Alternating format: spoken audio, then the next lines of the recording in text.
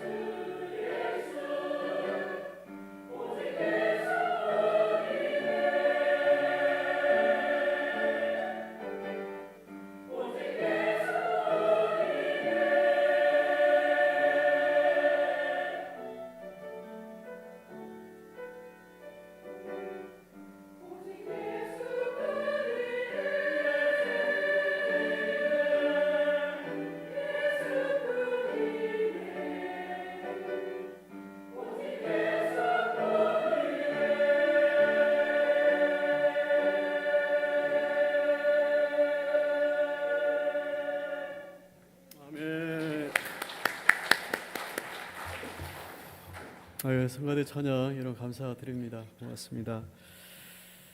오늘의 이름은 성령 강림 둘째 주일입니다. 성령 절기가 여러분 가장 절기 가운데 좀 깁니다.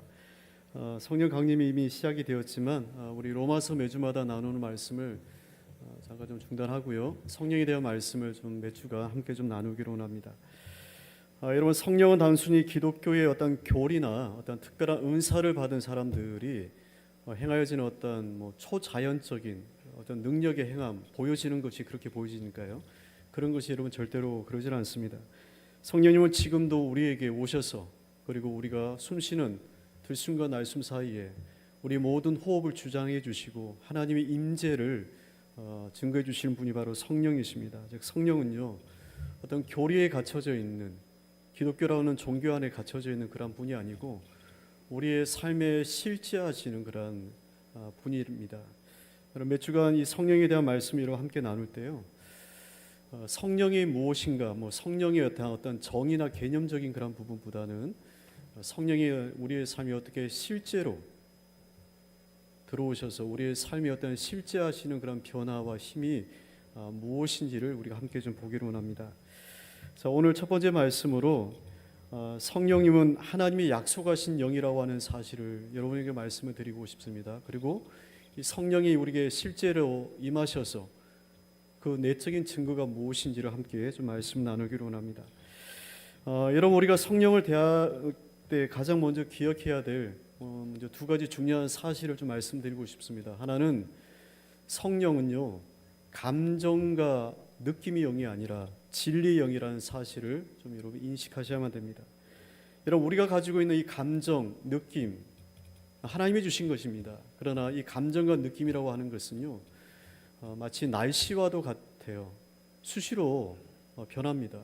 그리고 우리 감정과 느낌이라고 하는 것은 처한 상태와 환경에 따라서 우리가 그것을 반응을 또 전혀 다르게 하게 되었습니다. 만일 우리가 받은 바 이 구원이 우리 안에 계신 성령님의 이 계신 그 증거가 우리의 느낌과 감정에 의해서 결정되어지는 것이라면 여러분, 성령은 있다가도 없으신 분이고 우리의 상황에 따라서 변동할 수밖에 없습니다. 위험하고 불안한 신앙생활을 할 수밖에 없다는 거죠. 성령은 느낌과 감정의 영이 아닌 겁니다. 여러분, 성령은 우리에게 구원받은 느낌을 주는 것이 아니고요, 성령은 우리에게 은혜 받은 느낌을 주는 것이 아닙니다. 우리가 은혜를 받았다고 하는 것은 은혜 받은 느낌을 받은 게 아닙니다. 뭔가를 느낌과 감정을 받았다고 하는 게 아니고요, 우리가 성령 우리에게 그런 느낌과 감정이 아니라 구원의 확신을 우리 안에서 깨닫게 하시는 분입니다. 성령은 우리의 가변적인 어떤 감정과 느낌에 기초하지 않고 하나님의 진리 위에 성령께서는 오늘도 우리에게 역사를 하십니다. 두 번째는요, 성령은 우리의 믿음으로 인하여 오신 분이 아닙니다. 하나님의 약속으로 우리에게 주신 분입니다. 이런 부활하신 주님께서 오늘 제자들에게 약속하신 두 가지가 있습니다. 사도행전 1장에 보니까 두 가지입니다. 하나는 뭐죠? 예루살렘을 떠나지 말라는 겁니다. 또 하나는 아버지의 약속하신 것을 기다리라는 겁니다. 누가 보면 이것을 위로부터 오는 능력이라고 되어져 있습니다. 예수님이 주의 제자들에게 십자가를 앞두고 하신 약속의 말씀이 있습니다. 요한복음 14장 16절 17절 말씀입니다. 주님께서 하셨던 말씀이죠. 내가 아버지께 구하겠으니 그가 또 다른 보혜사를 너희에게 주사 영원토록 너희와 함께 있게 하리니 그는 진리의 영이라. 그는 너희와 함께 거하시며 너희 속에 거하겠다 하셨습니다. 예수님께서 이제 십자가를 앞두고 그들에게 두려워하고 있는 주의 제자들에게 또 다른 보혜사를 보내주신다는 겁니다. 그는 진리의 영이라 너희 안에 너희와 함께 거하신다고 말씀하셨습니다. 주님의 이것은 여러분 신실하신 약속이라는 거예요. 그러니까 성령의 오심은 우리의 믿음으로 어떤 경건의 행위로 인하여 우리에게 오신 것이 아니고 하나님 아버지의 약속으로 인하여 우리에게 주신 영이라는 겁니다. 이것이 여러분 오늘 우리에게 중요한 것은 뭐냐면 성령은 하나님의 약속으로 인하여 주셨다고 하는 이 사실이에요. 이것이 여러분 우리에게 중요한 것은 뭐냐면 우리가 누리는 간구하는 하나님의 모든 복이 그러하다는 거예요. 믿음으로 인하여 기도해서 그것으로 해서 받아지는 복이 아니고요, 하나님이 우리에게 주시겠다고 약속된 성경의 모든 복은 하나님의 신실하신 약속 위에 기초한 복이에요. 그 약속을 우리가 언약이라고 하는 겁니다.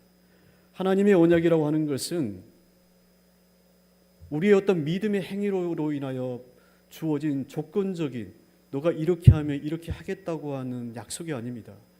그렇게 하지 못함에도, 할 수 없음에도 하나님이 그 약속을 지켜 나가시겠다는 거예요. 그것이 아브라함에게, 시내산에게, 다윗에게 우리가 곳곳에서 보게 되어지는 언약의 약속이 바로 그겁니다. 우리 안에 계신 성령 하나님의 임재가 불변하시는 하나님의 약속이라는 거예요. 수고하지 않아도, 애쓰지 않아도 하나님이 우리의 있는 모습 그대로를 받으신다는 거예요. 우리가 무엇을 해서 받을 만한 자격으로 주님 앞에 가서 당당하게 엎드리는 것이 아니고, 받을 자격이 없음에도 하나님의 약속으로 우리가 그 복을 누리는 자가 되었다는 거예요. 바로 여러분, 이것이 하나님의 성령 하나님이 우리에게 임재하신 그 약속의 중요한 겁니다. 여러분, 이 성령에 관한 약속이 그러면 실제하다고 하는 것을 어떻게 우리가 믿을 수 있냐는 거예요. 하나님께서 오늘 말씀드렸던 것처럼 성령은 진리의 영이고 아버지의 약속이다, 너희 안에 거하신다고 약속하셨어요. 그럼 이것이 어떻게 우리 안에 확실한 사실로 우리가 믿음의 고백을 할 수가 있겠냐는 거예요. 종교개혁자 칼빈이 이것을 뭐라고 얘기했냐면 성령의 내적인 증거가 우리 안에 있다 얘기했어요. 무슨 말이냐면 우리 안에 성령께서 내주하고 계시다라고 하는 것을 우리가 어떻게 확인할 수 있냐? 이것은 인간의 이성과 외적인 증거, 즉 학문적인 것이나 때로 고고학적인 것이나 과학적인 방법을 사용해서라도 그런 외적인 것을 통해서 확인할 수 있는 것이 아니라 성령님이 스스로 우리에게 계시다고 하는 증거를 우리에게 하신다는 거예요. 그것을 칼빈이 성령의 내적인 증거라고 이렇게 얘기했어요. 그럼 도대체 그게 뭘까? 성령님이 우리 안에 계시다고 하는 그 구체적인 증거를 성령님이 하신다는 거거든요. 두 가지를 말씀드리고 싶어요. 하나는 하나님을 아버지라고 고백하게 하신다는 겁니다. 로마서 여러분 오늘 8장 15절 16절 말씀에 보면 사도 바울이 성령에 대하여 아주 중요한 이야기를 합니다. 같이 한번 읽어볼까요? 너희는 다시 무수와는 종의 영을 받지 아니하고 양자의 영을 받았으므로 우리가 아바 아버지라 부르짖느니라. 성령이 친히 우리의 영과 더불어 우리가 하나님의 자녀인 것을 증언하신다고 하셨어요. 성령이 임할 때, 성령이 여러분 임할 때 구체적인 증거가 일어난다는 겁니다. 우리 안에 계신 성령이 부인할 수 없는 내적인 증거를 하게 한다는 거예요. 그것은 뭐냐면 바로 하나님에 대한 고백입니다. 관계를 변화시켜 주신다는 거예요. 우리가 예수를 믿기 이전에 우리는 죄의 종이었습니다. 죄의 종에 우리가 매여 있었다는 거예요. 죄의 종의 관계였다는 겁니다. 그러나 예수 그리스도의 피로 죄 사함을 받고 성령이 우리에게 임하시면 사도 바울은 이것을 양자의 영이라고 하셨어요. 양자의 영이 우리에게 임하시면서 우리가 하나님에 대하여 부르는 그 호칭이 바뀌어졌다는 거예요. 이전에는 우리가 죄의 종일 때는 매여 있는 것이었지만 양자의 영인 성령이 우리에게 오셨을 때 우리가 하나님을 아버지라고 부르게 되었다는 거예요. 여러분, 이것은 단지 호칭의 변화가 되었다고 하는 것이 아니라 신분이 변화가 됐다는 거예요. 종이 주인을 부르는 것은 말 그대로 주인이에요. 그러나 자녀는 주인이라고 부르지 않습니다. 아버지라고 불러요. 호칭의 변화라고 하는 것은 그 신분이 바뀌었다는 거예요. 죄에서 하나님의 자녀로 신분의 변화가 되었기 때문에 신분에 맞는 호칭의 변화가 되었다는 거예요. 여러분, 마틴 루터의 말에 보면 우리가 하나님에 대하여 생각할 수 있는 최상의 이름은 아버지라고 했어요. 예수님도 우리에게 하나님을 소개해 주셨을 때 여호와라고 얘기하지 않으셨어요. 아도나이, 야훼 이렇게 얘기하지 않으셨어요. 예수님은 우리에게 하나님을 소개하실 때 아버지라고 얘기했어요. 가장 놀라운 말입니다. 여러분, 유대인에게서는 하나님에 대한 이 호칭이 있을 수가 없어요. 이것은 마치 유대인에게는 불경죄와도 같은 파격적인 일입니다. 그래서 예수님이 십자가에 달려 돌아가실 때 정치적인 이유이지만 유대인에게는 신성모독인 겁니다. 스스로를 하나님의 아들이라고 하고 하나님을 아버지라고 하니 유대인의 관점에서는 있을 수 없는 일이에요. 그런데 예수님은 하나님을 아버지라고 우리에게 얘기하셨어요. 주의 기도문의 첫 문장이 뭐죠? 하늘에 계신 우리 아버지예요. 예수님은 우리에게 하나님을 아버지라고 소개해 주셨어요. 여러분, 기도가 안 될 때가 있습니다. 답답하니까 그런 거죠.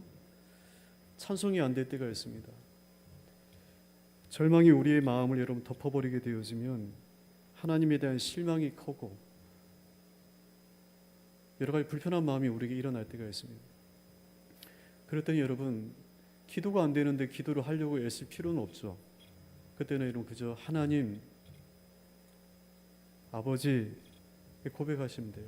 그 아버지라고 하는 한 단어에 우리의 삶의 모든 것들이 다 들어가 있어요. 하나님은 중언부언하는 기도를 하지 말라고 하셨어요. 예수님은 우리에게 외식하는 자와 같이 기도하지 말라고 하셨어요. 마음이 무너지고 있는데, 마음이 너무 힘든데, 괴로운데 어떻게 구구절절 우리가 수식어를 붙이며 대표 기도를 하는 것처럼 그렇게 하나님께 하겠어요? 이건 대표 기도니까 준비하셔서 장로님들이 그렇게 하시는 거고, 우리가 하나님의 은밀한 골방에 나가서 기도할 때는 하나님이라고 하는 신에게 우리가 기도하는 게 아니고요, 예수님이 가르쳐 주신 그 아버지의 이름으로 우리가 기도하는 겁니다. 그 아버지라고 하는 한 단어를 진실되게 고백하면 되는 거예요. 성전에서 이런 바리새인이 기도할 때는 그는 내세울 곳이 많은 사람이라 두 손을 들고 이러이러한 것을 하게 했다고 하나님께 자랑하듯 그가 기도했어요. 바리새인의 기도는 자기가 하나님께 했던 행위에 대한 자랑이었어요. 이것을 하고 저것을 하고 11조도 이렇게 했다고 그가 얘기했어요.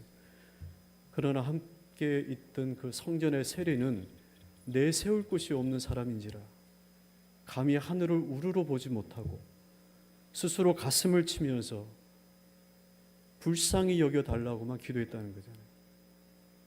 누구의 기도를 하나님이 받으셨냐고 예수님께서 물어보셨어요. 우리에게는 하나님, 아버지, 이 한 단어의 고백이 여러분 필요해요. 여러분, 예수 그리스도의 십자가는 우리를 죄에서 사하여지고 종에서 하나님의 자녀가 되어진 영적인 인큐베이터와 같아요. 거기서 우리가 새롭게 거듭났다는 겁니다. 그때 여러분, 성령께서 우리에게 오셔서 우리로 하여금 하나님을 아바 아버지라고 부르게 하셨다는 거예요.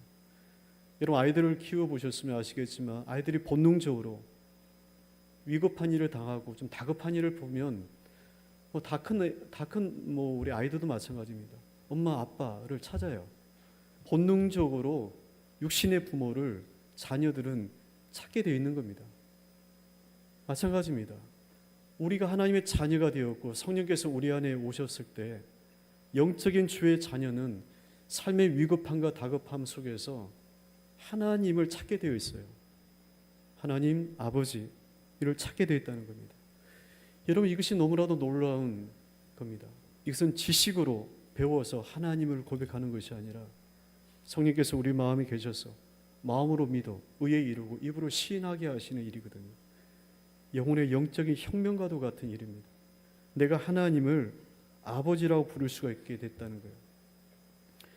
세상은요, 기독교를 종교에 분류하는 둡니다.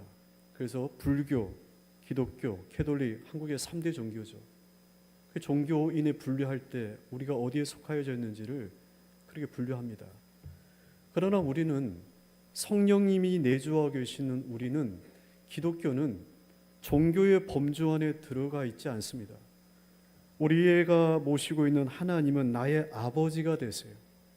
오늘 16절 말씀처럼 로마서에 성령이 친히 우리 영과 더불어 우리가 하나님의 자녀라고 하는 것을 확증해 준다는 거예요. 부인할 수 없는 증거라는 겁니다. 그래서 여러분, 말씀을 듣고자 하는 갈급함이 우리에게 있고 하나님의 자녀는 아버지의 뜻에 벗어날 때 영적인 평안함을 잃어버리게 되네요. 영적인 갈등과 불안함 속에서 하나님의 은혜의 길을 찾아가도록 되어 있어요. 그것이 역설적으로 우리 안에 하나님의 성령이 내주하고 계시다고 하는 강한 은혜의 증거가 되는 겁니다. 여러분의 안에 성령께서 내주해 계시다는 거예요. 나의 감정과 느낌이 하나님의 성령 하나님의 내주하심과 교통하심의 은혜를 느끼지 못할 때가 많습니다. 그러나 분명한 것은 진리는 느낌과 감정에 기초하는 것이 아니고요. 진리는 약속 위에 근거한다는 거예요. 우리에게 주신 약속은 하나님이 이미 그것을 주셨다고 오늘 기록된 말씀 가운데 이미 기록되어져 있는 겁니다. 그래서 우리가 이 말씀이 확증되어지는 진리로 우리가 믿음으로 고백하는 겁니다. 두 번째는 이거죠. 하나님이 우리에게 주신 모든 것들을 은혜로 알게 하신다는 거예요. 고린도전서 2장 12절 말씀에 보면 이렇게 되어 있습니다. 우리가 세상의 영을 받지 아니하고 오직 하나님께로부터 온 영을 받았으니 이는 우리로 하여금 하나님께서 우리에게 은혜로 주신 것을 뭐하게 하신다고요? 알게 하려 하신다는 거예요. 알게 하신다고 하는 것은 그것을 인정하게 하신다는 거예요. 이것이 어떻게 하다 보니까 이렇게 되었구나 라고 하는 것이 아니라 이것이 하나님이 주신 것이다라고 하는 것을 깨달아 인정하게 하신다는 거예요. 여러분, 은혜라고 하는 것이요, 받을 자격이 없는 자에게 하나님이 자비와 긍휼로 거저 주시는 것, 이것이 바로 은혜인 겁니다. 또 우리 입장에서는 우리가 받는 이 모든 것들이 다 하나님의 은혜예요. 우리가 구원을 받은 것, 삶의 모든 것들이 힘써 애써 무엇을 함으로 인하여 받아진 게 없어요. 그것은 이방인의 종교입니다. 그래서 이방인의 모든 종교는 자기 행위가 중요해요. 얼마를 했느냐라는 그 행위의 정성과 노력이 중요해요. 그러나 여러분, 우리에게 받은 바 이 은혜는 아무것도 한 것이 없는데 하나님이 우리에게 주신 거예요. 우리에게는 그저 받은 겁니다. 그러나 하나님에게서는 우리가 받은 바 이 은혜는 하나님에게서는 우리에게 거저 주신 것이 아니에요. 그의 아들 예수 그리스도를 주심으로, 희생하심으로 인하여 우리가 받은 겁니다. 우리가 은혜를 받았다고 할 때 우리 입장에서만 그것을 이런 은혜의 관점을 보지 마시고 하나님의 관점으로 보시면 십자가 예수 그리스도의 구속의 은혜가 여러분 전혀 다르게 보여지게 됩니다. 그런데 여러분, 놀라운 것은 우리가 받은 바 이 은혜라고 하는 것이 내가 예수를 믿고 교회를 다니고 난 이후에 주신 것이 아닙니다. 은혜를 받고 나니까 한결같이 은혜를 받은 이들이 깨닫는 것이 뭐냐면, 다윗도 어머니의 태에서부터 나를 조성하셨다고 하셨어요. 바울도 마찬가지였습니다. 은혜를 받고 나니까 내가 예수를 믿겠다고 다짐한 그때부터 하나님의 은혜가 부어준 것이 아니라 내가 예수를 알지 못하던 그때도 하나님의 은혜가 있었다고 하는 것을 고백하는 거예요. 여러분, 은혜가 두 가지가 있습니다. 신학적으로 분류할 때 일반적인 은혜가 있습니다. 악인에게나 석인에게나 하나님을 믿든 안 믿든 간에 우리의 삶에 필요한 그 모든 것들을 하나님은 은혜로 주셨어요. 해가 뜨고 해가 지고 공기가 있고 우리가 살아가면서 필요한 모든 것들은 우리의 수고와 애씀으로 인하여 받아진 것이 아니라 우리 믿음의 고백은 하나님의 주신 거예요. 이것이 여러분 일반적인 은혜인 겁니다. 특별한 은혜는요, 세상의 그 많은 사람들 가운데 하나님이 저와 여러분을 창세로부터 택하시고 예수 그리스도를 통하여 십자가로 구원하시고 성령으로 오늘 저와 여러분에게 구원을 인쳐주셨다는 거예요. 어떻게 많은 사람들 가운데 나를 택하셨나? 어떻게 그 많은 사람들 가운데 나에게 이 은혜를 주셨나? 이것이 바로 특별한 우리가 은혜라고 이야기를 해요. 깨닫고 보니까 이 모든 것이 다 하나님의 은혜인 겁니다. 찬송가 301장에 지금까지 지내온 것, 그 찬양의 가사를 보면 지금까지 지내온 것이 주의 크신 은혜라는 거잖아요. 이것을 우리가 고백하게 하시는 분이 바로 성령이라는 거예요. 그래서 여러분, 성령의 충만이라고 하는 것은 다른 말로 하면 우리에게 하나님께서 주신 것들을 발견하고 감사하게 하는 감사의 충만입니다. 성령이 충만하면 지금까지 없던 것이 갑자기 생기거나 변하거나 그러지는 않아요. 환경의 문을 하나님께서 분명히 여시지만 우리가 성령으로 충만한다고 할 때는 환경에 많은 변화가 일어났다고 하기 것이 아니라 그 환경을 바라보는 우리에게 하나님께서 변하게 하신 은혜를 주셨다는 거예요. 하나님이 야곱이 이제 형 에서를 만날 때 얼마나 많은 두려움이 있었습니까? 형 에서가 야곱을 만나는데 군사 400명을 데리고 지금 온다는 거잖아요. 얼마나 두렵습니까? 가족들이 다 먼저 보내고 야곱이 약복강가에서 혼자 남았어요. 그 밤을 지새면서 하나님과 씨름하듯 기도했습니다. 야곱의 기도가 뭐겠어요? 형의 진노와 분노를 용서하게 하시고 자신을 받아들일 수 있도록 아마 그런 기도 아니었겠어요? 그 밤에 천사가 와서 야곱과 씨름했다는 거잖아요. 야곱이 한두 뼈를 하나님께서 치셔가지고 쩔뚝거리게 했어요. 그 다음 날 쩔뚝거리며 형 에서를 맞이했어요. 에서가 말에서 내려서 달려와서 야곱을 껴안아요. 통곡하며 서로가 눈물을 흘리며 화해의 역사가 일어났어요. 용서의 역사가 일어났어요. 하나님이 야곱의 그 지난 밤의 기도를 들으신 거예요. 근데 하나님께서 야곱의 기도를 응답해 주셨는데 하나님께서 형 에서의 환도뼈를 부러뜨리지 않으시고요. 기도하고 있는 형 야곱의 환도뼈를 부서지게 하신 거잖아요. 저는 여러분 이 말씀을 묵상할 때마다 한편으로는 좀 두렵기도 하고 한편으로는 이것이 큰 은혜가 되어져요. 하나님 우리의 환경의 모든 것들을 변화시켜 주십니다. 우리를 힘들게 하는 사람, 그의 마음을 변화시켜 주시고 막혀있는 환경과 모든 것들을 열어주시는 하나님의 능력이 분명히 있어요. 그러나 또한 하나님은 많은 경우에 야곱에게 하셨던 것처럼 야곱의 삶의 가장 큰 문제인 형과의 이 만남이라고 하는 이 두려운 문제를 에서를 변화시키신 것이 아니고 야곱을 쳐서 절뚝발이가 되게 하심으로 그렇게 하나님께서는 응답해 주셨다는 거잖아요. 우리가 변하면 환경이 변화가 된다는 겁니다. 하나님께서 은혜의 역사하심이 그렇게 하게 하신다는 거예요. 그래서 사랑하는 성도 여러분, 성령 하나님의 눈을 통해서 살펴보셔야만 됩니다. 사소하고 작아 그냥 지나쳐버렸던 것에 하나님의 은혜가 있어요. 그것을 우리가 모아보셔야만 됩니다. 마치 오병이어 사건이 끝나고 난 이후에 예수님께서 그 자리를 떠나지 않으셨어요. 제자들에게 명령하셨어요. 남은 것이 없도록 거두라는 것이었어요. 그래서 제자들이 군중 사이를 돌아다니면서 오병이어로 먹고도 남은 겁니다. 모자란 게 아니라 먹고도 남은 것이었어요. 그것을 다 광주리에 거두어 보니 몇 바구니나 찼다고요? 12광주리나 찼다는 거잖아요. 개인이 가지고 있을 때는 그것이 사소하고 작은 음식이지만 그 은혜의 조각을 모아보니 보이는 12바구니가 차게 된 거잖아요. 저는 이것이 오늘 우리의 삶 가운데도 마찬가지입니다. 은혜의 눈으로 이를 모아보세요. 찾아보세요. 그 가운데 하나님께서 함께 하시는 것이 분명히 있어요.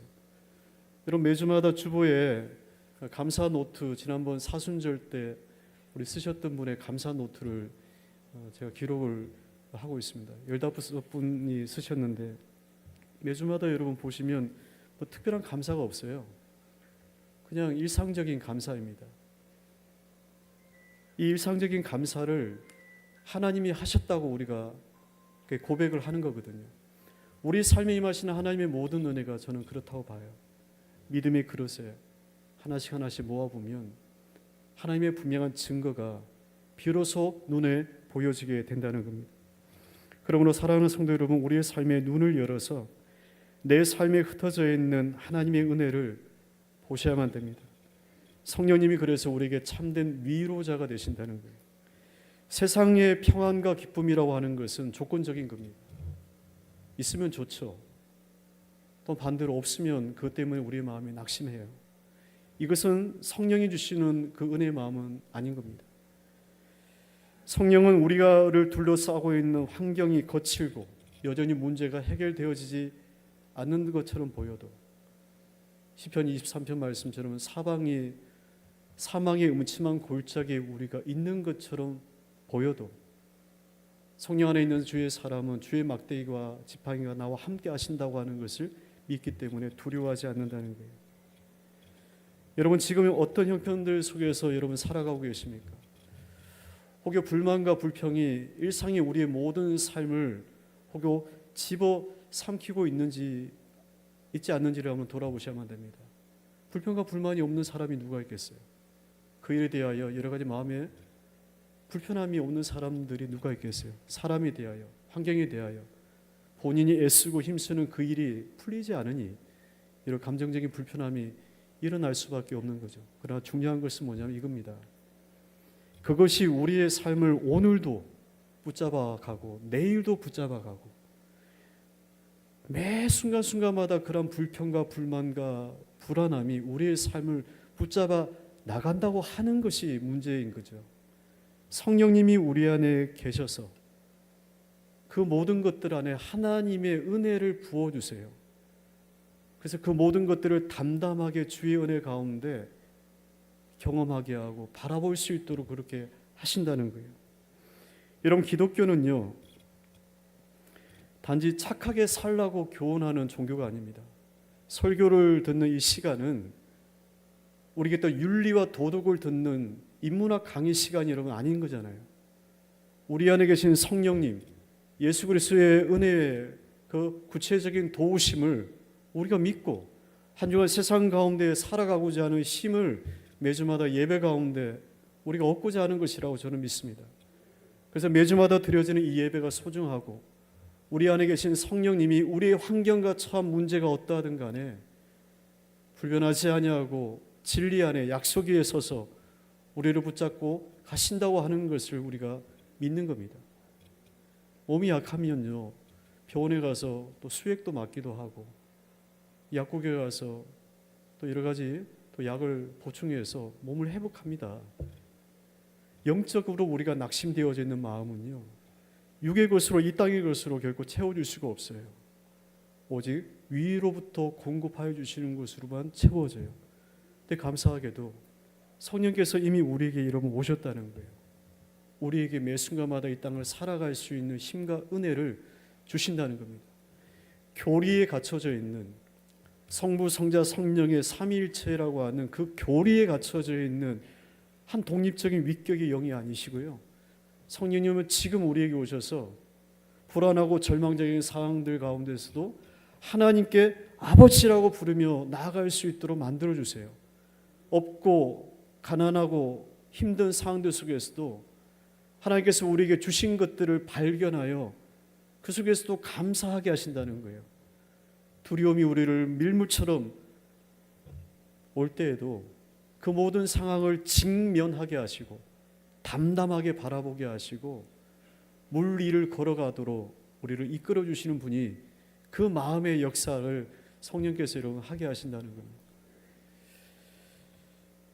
여러분, 이 시간 우리가 마음의 문을 여셔서 우리 안에 계시는 실제 하시는 주의 성령 여러분 구하시기를 바랍니다. 성령께서 우리의 마음의 눈을 여셔서 지금 내게 은혜를 주신 모든 것들을 깨닫게 하시고 하나님 직면하고 있는 여러 가지 두려움과 어려움의 일들이 나의 염려와 걱정으로 일어나지 않게 하시고 그 이후에 역사하시는 그 다음을 준비하시는 하나님의 은혜가 있음을 알게 하여 주시옵소서. 우리의 믿음이 하나님 작으니 부스러기라도 같은 작은 은혜의 조각을 저에게 하나님 보이시사 하나님 그 일에 하나님이 함께 하시고 계시다고 하는 것을 하나님 믿게 하여 주시옵소서. 기도하셔야만 됩니다. 한 주간 성령 안에서 승리하시기를 여러분 주의 이름으로 이 시간 축원합니다. 하나님, 오늘 우리 안에 계신 주의 영을 은혜를 구합니다. 우리의 힘으로 이 땅에 곤고와 낯설음을 살아갈 수가 없으니 주의 도우심으로 인하여 우리가 이 땅을 살아갑니다. 주님, 이 시간 우리 안에 계셔서 하나님의 약속을 부어주시고 그 약속이 신실하시다고 하는 것을 또한 믿게 하십니다. 오늘도 믿음으로 말미암아 나아가는 주의 모든 자녀들 되게 하여 주시고 성령 하나님을 의지하고 구하며 살아가게 하여 주시옵소서. 모든 말씀 예수 그리스도 이름으로 기도합니다. 아멘. 여러분 함께 이 시간 결단 찬양 드리겠습니다.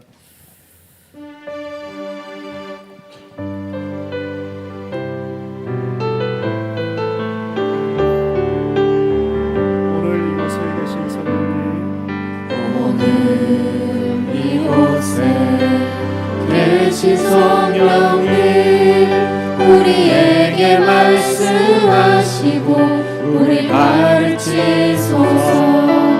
같이 우리 맘 열어주시고 주의 빛으로 밝혀 우리를 인도하소서. 주님보다 앞서지 않고 겸손하게 주님의 말씀 기다리니 주님 손에 우릴 드립니다. 사랑으로 인도하소서.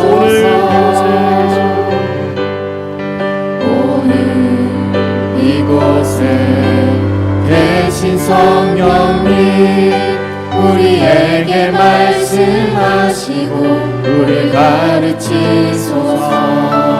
같이 우리 맘 열어주시고 주의 빛으로 밝혀 우릴 인도하소서.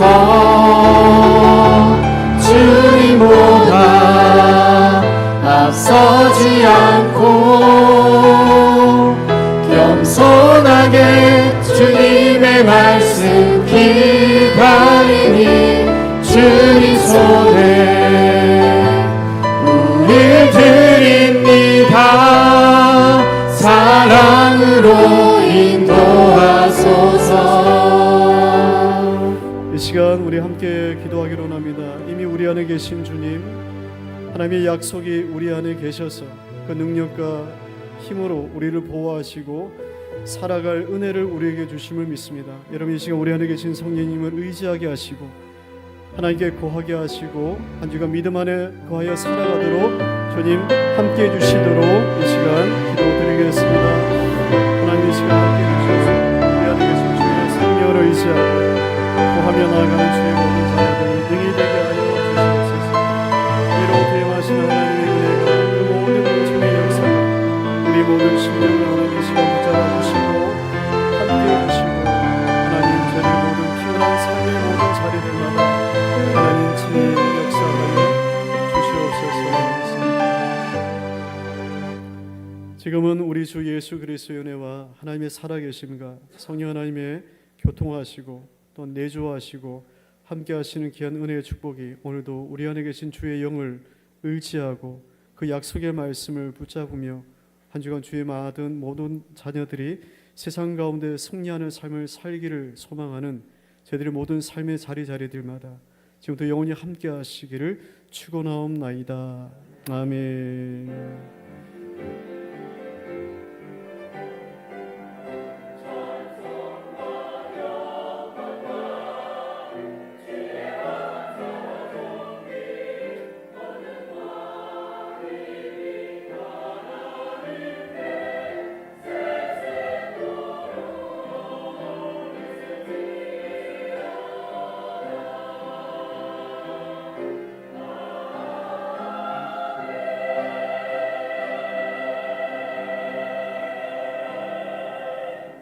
아멘.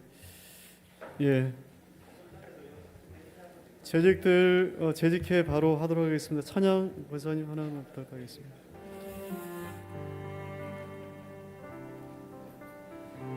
예, 492장입니다.